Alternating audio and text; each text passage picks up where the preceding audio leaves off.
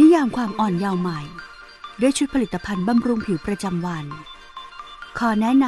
ำ Luminous โดย Genes ล้างหน้าด้วย Luminous Youth Restoring Cleanser ชโลมผิวหน้าให้เปียกด้วยน้ำอุ่นบีบผลิตภัณฑ์จำนวนเล็กน้อยลงบนปลายนิ้วนวดวนเป็นวงกลมให้ทั่วใบหน้าและลำคอล้างออกด้วยน้ำอุ่นดูแลผิวให้อ่อนเยาว์ด้วย Luminous Cellular Rejuvenation Serum แตะลงบนใบหน้าและลำคอนวดเซรั่มไปในทิศทางวนขึ้นด้านบนให้ทั่วใบหน้าและลำคอ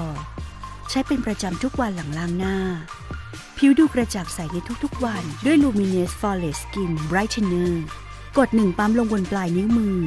แตะเจลลงบนบริเวณที่ต้องการเน้นความกระจ่างใสนวดเป็นวงกลมจนเนื้อเจลซึมเข้าผิวให้ทั่วใบหน้าใช้เป็นประจำทั้งเช้าและกลางคืนบำรุงผิวด้วย Luminous Daily Moisturizing Complex SPF 30 แตะผลิตภัณฑ์ปริมาณเล็กน้อยลงบนปลายนิ้วมือนวดในทิศทางวนขึ้นให้ทั่วใบหน้าและลำคอบำรุงผิวในเวลากลางคืนด้วย Luminous Advanced Night Repair แตะเนื้อครีมปริมาณเล็กน้อยลงบนผิว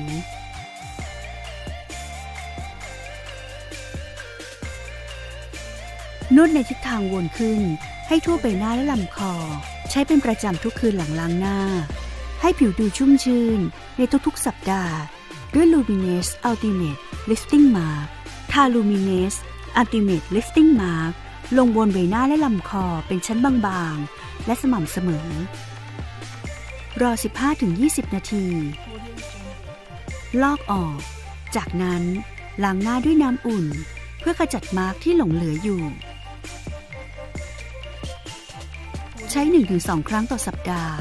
บำรุงผิวให้ชุ่มชื่นทุกวันด้วย Luminous Essential Body Renewal ทาผลิตภัณฑ์ให้ทั่วร่างกายนวดให้เนื้อครีมซึมซาบสู่ผิวช้าๆเพื่อผลลัพธ์ที่ดีที่สุดควรใช้หลังอาบน้ำเพราะเป็นช่วงเวลาที่ผิวเปิดรับการบำรุงได้ดีที่สุดผิวสดชื่นทุกสัปดาห์ด้วย Luminous Hydra Chill Mask ดึงแผ่นด้านล่างออกวางแผ่นมาร์กบนใบหน้า